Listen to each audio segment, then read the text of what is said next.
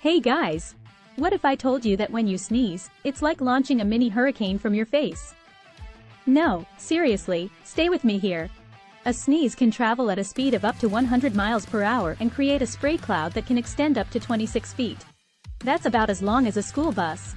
Now, that's what I call a power puff. Next time you feel a tickle in your nose, remember, you're not just sneezing.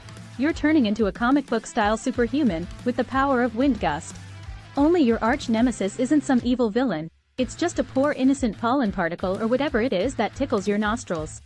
Talk about a nose with a can-do attitude, right? Bless you and your powerful sneeze, folks.